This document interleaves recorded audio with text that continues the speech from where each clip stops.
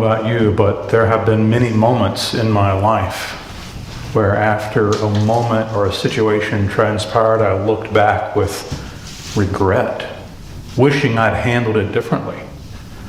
Big moments, small moments, a few that still linger in my mind. Times where I wish I had responded one way, but instead I responded another. Times where I made one choice, and now looking back, wishing I had made another one. Sometimes those moments disappointed and hurt family and friends. Sometimes they were random and no one noticed them at all. But we all have those kinds of moments, if we're honest. The saying that sometimes floats around, "no regrets," is nonsense. If you have no regrets, you've probably not done anything, or you're incredibly oblivious to your impact. We all have moments where we needed to have done one thing and we responded with another. Times when we really blew it with people, even betrayed friends in the worst sense of the word. Today's text is an account of what happens, what can happen for those who are in Christ, those who are with Christ, when they have those moments, and you will and we will. You've had them and you will yet have them. Moments where we were right in front of an opportunity to do something right or to refrain from doing something wrong, and we made the wrong choice. And it resulted in great pain and disappointment, either with ourselves or from others. It's not by accident that when they gather at the beach with Jesus, that there's a charcoal fire burning. You see, a few days earlier, when Jesus had been arrested and was taken for questioning with the religious authorities, and then eventually be taken on to Pontius Pilate, and then eventually on to the cross to be crucified, there was an event happening where the religious authorities were questioning Jesus, and Peter and the others were standing outside and watching from a distance. The homes were kind of built where there's a lot of open space, so you could literally be in the courtyard or on the back deck, as we'd say, and still see and hear what's happening inside the house. And many people were gathered outside at this uproar, wondering what had happened, and Peter was among them. Peter, who had said earlier when Jesus had predicted that they would all scatter and leave him, had said, "I will never leave you." And Jesus looked at Peter and said, "Before the rooster crows 3 times, you will deny me. Before the rooster crows, you will deny me 3 times. And of course, Peter like, "Never!" And they all said, "Never!" And before the evening was up, Peter had in fact denied knowing Jesus in that space, in that situation, not once, but multiple times. It's amazing how we just know what we're going to do. We would never make that mistake. We would never do what so-and-so did. We would never fail in that way. We would never talk about our friends behind their back. We would never fail to show up when they need us. We would never be insensitive and self-centered with our concerns instead of asking them what they need and then listening to them. We would never do any of those things. We would never betray a friend or a loved one. And yet, after the news of the resurrection broke, there was this call that Jesus put out to the disciples. He said to one of them, "Go tell the disciples and Peter." Did you catch that?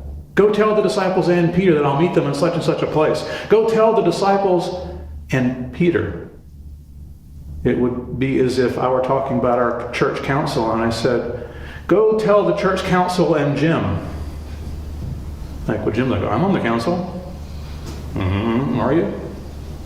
Are you now?" "Go tell the disciples and Peter." Peter was left off the list of the disciples by Jesus himself. Jesus is very honest about what's happened. And especially it's Peter who himself said, "I will never betray you. I will never." And not once, but by some accounts 3 times. "Go get the disciples and Peter. Tell them to meet me such and such a place." And Peter what? Oh, right. Peter knows the score. Peter knows that Jesus knows. Peter knows that he wasn't in that list of disciples, but he was still called, which is interesting. We sometimes, when we realize we've betrayed people, when we've failed them, when we've done the exact wrong thing that needed to be done in that moment, we often think that our chance with them is gone forever. And maybe with some people it is, but not with Christ. It is true that some people, when we hurt them, do write us off. There is a hope, a possibility of reconciliation, and praise God when it happens. But with Christ, it is different. So hold on to that story. Because you can't repair everything that's damaged, but oftentimes you can repair more than you think. Most of the time we jump to the conclusion and don't want to do the hard work of going into a situation where we know we've really laid it on the wrong way. We know we've really hurt someone. We don't want to go into that and say, I really let you down. Can we make this right? Can we repair this somehow? We often just walk away ourselves because we assume we know what they're going to do. Sometimes we're right, but usually we're not. Usually it's just a story we tell ourselves to escape the discomfort of having the conversation we really need to have. The whole thing that summarizes what God came to earth in Jesus to do was to provide a means of reconciliation when parties are separated by sin and hurt and torment and loss. It is precisely what Jesus went to the cross to die on, to make a way for parties who have been separated to come back together again. And we dare not take that ministry in our own personal lives lightly and still claim Christ. Because that is precisely why he came to be with us. Now, some people are unsafe to approach. Some people have already written us off. That will happen, but those are the exceptions, not the rule. Most of the time it's we who have predetermined the outcome because we don't know how to handle admitting we're wrong, because we don't know how to handle the discomfort of a conversation where we're the one with egg on our face. But we see nevertheless a way forward, a pattern to follow. And we see that when it comes to Christ, no matter what we've done, there is a way forward. There is always a way forward with Christ. Always. Always. You have never, I promise you, done what Peter did. You have never been in a moment where not once but up to 3 times you denied even knowing Jesus out loud in front of everyone. I guarantee you none of you in this room are guilty of that. You may have chickened out in a conversation where you could have witnessed to your faith. You may have acted in a way that revealed the opposite of what you believe. You may have neglected something you should have done. Yeah, sure, all those things have happened. You have never done what Peter has done, I guarantee you. And if you have, come see me, because I've still got good news because of what you just heard Katie read.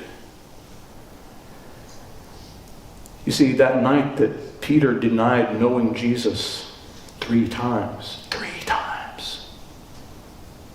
I mean, it's one thing to slip up. Then this opportunity circles back around again. Yep, I don't know him. And then later, no, I'm not with him, I promise. On that night when that happened, John's gospel is explicit. The people were warming themselves around a charcoal fire. You think, what's the big deal? Charcoal fire, wood fire, trash fire? It matters. And in different languages, like they say that in the Inuit language to the north in Canada, the native peoples have many, many different words for snow. We just say it's snow. They have many different words for snow. And in other languages, depending upon the culture, there's different languages for things we have one word for. We have one word for fire. We might modify it by saying a gas fire, a charcoal fire, but there was one word, a specific kind of word for a specific kind of fuel used in a fire that night. Only appears twice in John's Gospel and nowhere else in the New Testament. Anthrokane. The Greek word is anthrokane. Forget you ever heard that word, but it's a unique word that only appears twice in John's Gospel, and it's that night when Jesus was betrayed by Peter. He was warming his hands around an anthrokane, a charcoal fire. And charcoal smells a little differently than oak or cedar or pine or diesel fuel or gasoline or anything else you might choose to burn. Anthrokane, charcoal fire. When 2 places in the entire New Testament that word appears. When Peter denied Jesus and this morning's text. Jesus built an anthrocain, a charcoal fire, to cook breakfast. It's interesting. He doesn't soft pedal the weightiness of what Peter did. And yet he's not there to rub his face in it, metaphorically. But he is there to connect the dots. He is there to make clear the severity of what Peter did, but also to offer a way forward. It gives us a lot of advice, practically speaking, when we're trying to go back and repair damage we've done. It's very important that we not soft pedal or downplay the impact of what we have done. And oftentimes when we realize that we have betrayed or misled or hurt someone or let someone down, we have an opportunity to make it right. It is very important that we own as accurately as possible, as much as we can possibly understand the impact that we had. Off in the distance, they're going fishing. They don't know what else to do. They're fishing. They all go fishing, so they all know, right? They go back to fishing, and they probably just need to eat too, practical things. And they see off in the distance someone's built a fire. John somehow figures out that it's Jesus. There's this whole thing about Jesus appearing differently after his resurrection, which we don't really have a lot of time to go into. But he did appear differently. It wasn't immediately obvious who he was at first glance. But John, the beloved disciple, always quick to remind people, the writer of John's gospel, that he was the beloved one. He was Jesus' favorite. He reminds him, oh, I knew who it was. And then Peter, upon hearing that, tries to get to the shore the quickest, which is an odd response. I'm not going to guess as to what Peter was up to at that point, but he puts on his clothes, gets into the water, a little bit of an odd thing. But again, Peter is a act first, think later kind of guy, speak first, think later kind of guy. But he jumps and he goes to the shore first, and then the disciples come dragging up the rest of the fish. Probably a little upset with Peter for not helping. And Jesus has laid out for them a meal. Now, you and I both know that when you have to have, if you've ever had a business meeting with someone you didn't like, or a dinner at a relative's house that you had conflict with, eating food and not liking someone at the same time is a bit uncomfortable. You get indigestion, you don't feel right, it's hard to enjoy the food. We tend to not eat with people we don't want to be around, is my point. We tend to choose to eat meals with people that we really want to spend time with. There are those moments where we have no choice, but this wasn't one of them. Jesus explicitly came out to meet them, and he made them breakfast. He wanted fellowship. It's over meals where we kind of relax a little bit. It's over meals where we tend to be a little more vulnerable than ordinary. It's over meals. Even just standing by the coffee bar holding a cup of coffee to sip on helps us talk to people. That hospitality of breaking bread, of enjoying a drink together, whatever it may be, helps us to connect. It's a part of who we are. Bodies need food and nourishment. The Lord himself comes to us in the flesh. Those things matter. He's cooking fish and bread, and he says, bring some of what you got and put it on the fire too, and they do. And they continue eating, and there's this moment where I think I would be a little uncomfortable if I were Peter. What's going to happen next? How mad is he? What's going to happen? I mean, he's stilled the storm, the raging storm. He's confronted the demonic. He's healed deadly diseases no one else could heal. He can't be happy with me. What is going to happen in this moment?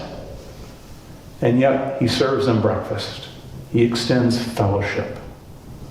When we have been in that place, or we've been Peter, our own version of that, never doubt that while the people around us that we've hurt may have varying degrees of interest in being around us, do not make the mistake of thinking God sees you that way too.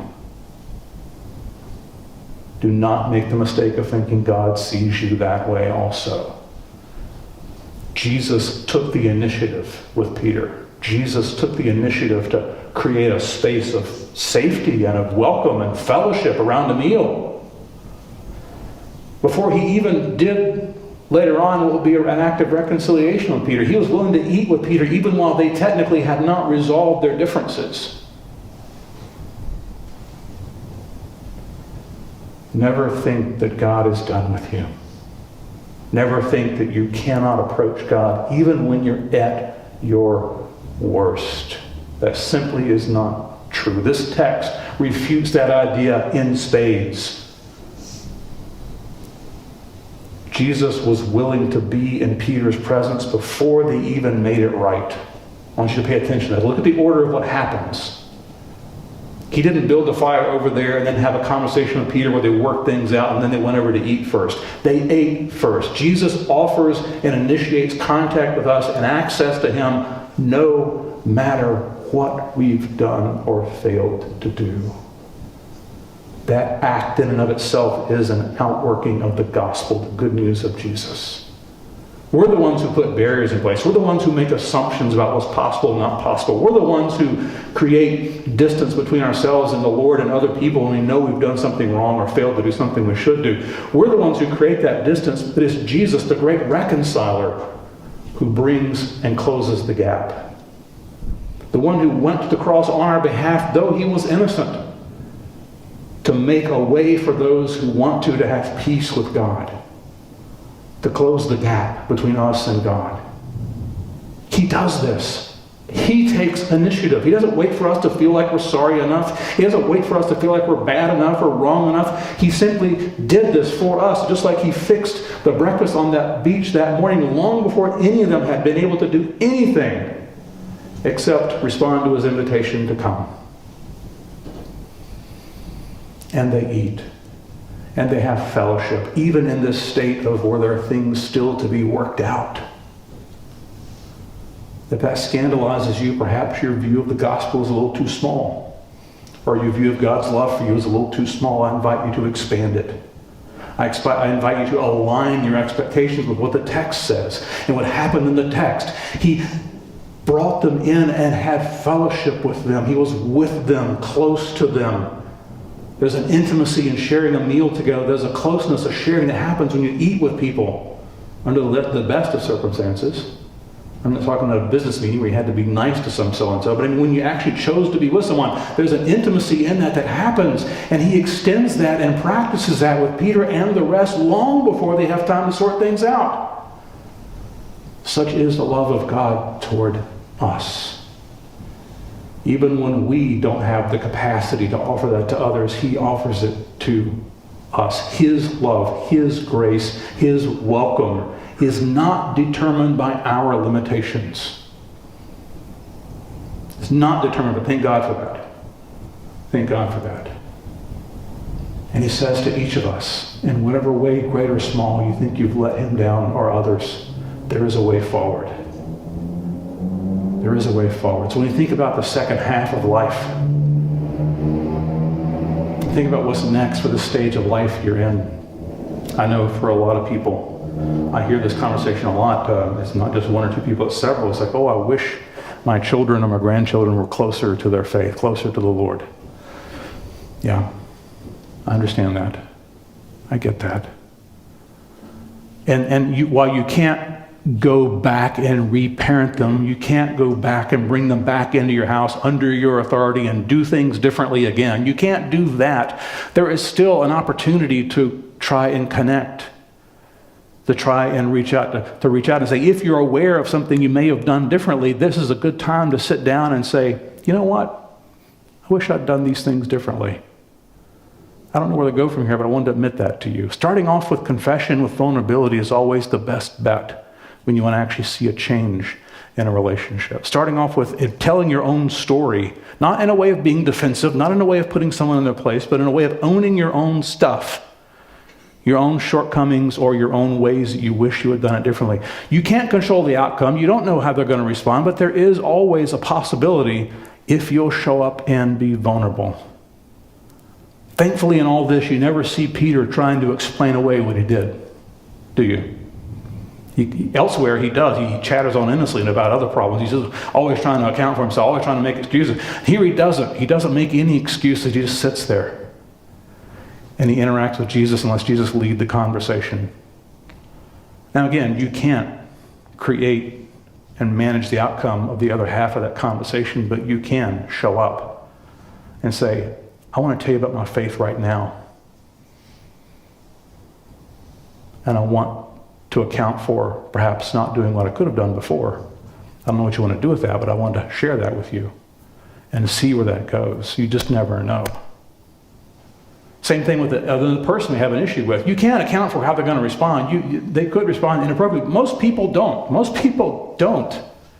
One conversation may not fix it all, but showing up in vulnerability and not trying to make excuses or diminish the impact, the negative impact you may have had, but showing up in vulnerability creates space for the Holy Spirit to work and to move. Peter sits there. And eventually Jesus asks this weird series of questions. Yeah, it's an interesting series of questions.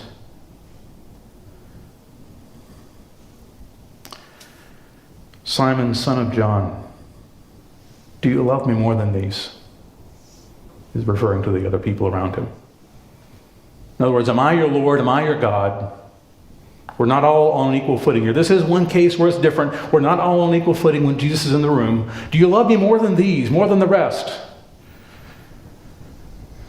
Yes, Lord, you know that I love you. He said, feed my lambs. Oh, you mean I get to do stuff for you? You mean I still get to be a part of what you're about?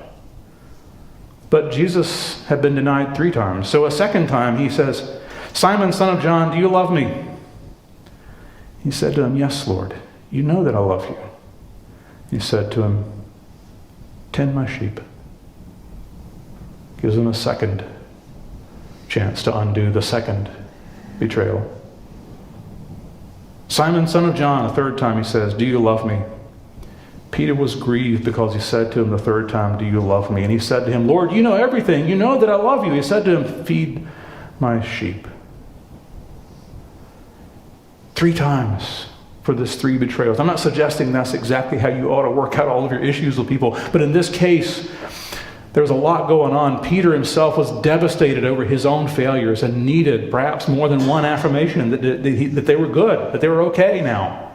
And the Lord, in his wisdom, knows Peter needs this and provides this. Gives him 3 times to affirm, yeah, I love you. Yes, I love you. Of course I do. Then feed my sheep, tend my lambs. He was reinstating Peter not just to be among the 12, but actually Peter goes on to be the most influential apostle of all of them. The one who failed the biggest. The one who screwed up the most. Actually becomes the most influential among them. So often when we fail people around us, we think we're done. Either with them or with anyone in general. We take ourselves out of the game long before we have to. And we don't end well in life. It doesn't have to be that way. You can't go back and reparent kids. You can't go back and have moments with spouses or loved ones that you wish you had handled. You can't go back and redo those moments, but you can start from where you are. And always, always, always realize that when it comes to the Lord, He's coming up to you before you even thought of coming to Him. He's embracing you, wanting fellowship with you, offering it, and offering a way forward no matter what. No matter what the other person at the party may do if you go and choose to talk to them, no matter what happens, good, bad, or otherwise, the Lord is still there for you, promising yet a future. Peter believed he was done, and yet he was just getting started. In fact, what Peter does in the next 30 years or so, however long he lived before he is eventually killed, the text is on to portray him being crucified in a different way. He dies the same way as the Lord did, in essence, which Peter counted as an honor. He had the most influential season of life he had ever had before. Because he was willing to receive the Lord's fellowship. He didn't buy into the lie that God didn't like him because he had screwed up royally. He didn't buy into the nonsense because he hadn't done everything just so. And even in some key ways that failed people, that there was no way forward. There's always a way forward. The Bible is full of stories of there's always a way forward. There's always a way forward. Even at this phase of life, it's interesting to me that in the daily readings that I do in my devotional life, it's going back through the story of Moses bringing the people of Israel out of Egypt. Who knows how old Moses was when he started that ministry of setting the people free? 80. A few of you are in that ballpark. I mean, really, it may just be that while you're thinking, well, I guess if I was ever going to do anything important, I would have done it by now. You may have already done some impressive things, but don't write yourself out from this point going forward, because the Lord can do amazing things when someone says, here I am, send me. It took Moses 80 years to get ready to do anything worthwhile. He wasn't the best candidate. He resisted his calling. Even at 80, when the Lord called him, he says, oh, I can't speak before you people. And he keeps making excuses. I have a speech impediment. Well, the Lord finally gets frustrated and says, well, there's Aaron, your brother. He can talk. Make him make words for you. Oh, okay.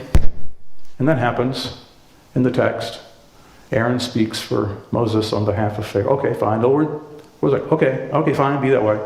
But you should do this. And then finally he agrees. With limitations, with shortcomings, with struggles that we bring into this, and we all bring all sorts of a mix of those, the Lord is not done with us. Y'all started a church late in life, because the Lord does often his most powerful work when people are right at the peak of maturity and experience. That's a gift to the world. The world doesn't see it that way, but the Lord does. And that is true here. The very last thing he said to Peter, after he had gone through all of this, these two beautiful words of freedom and mission and purpose, these two words he says to Peter, follow me. Follow me. Remember back when we talked about go get the disciples and Peter? Disciple is one who follows Jesus. One who intentionally patterns their life after the words and the ways of Jesus, right? Not everyone does that. Some people lay claim to Jesus like a lucky rabbit's foot and they don't do anything about it. But other people try to intentionally shape their life into the pattern of Jesus. And no matter how imperfectly it goes, that's a disciple of Jesus. So the last thing Jesus did to Peter was finally say, follow me. Disciple after me. Let me disciple you. Rejoin. You're now a disciple again. You're now following again. And that's what he says to each of us, every one of us, no matter where we're coming from. Follow me, he says. Follow me.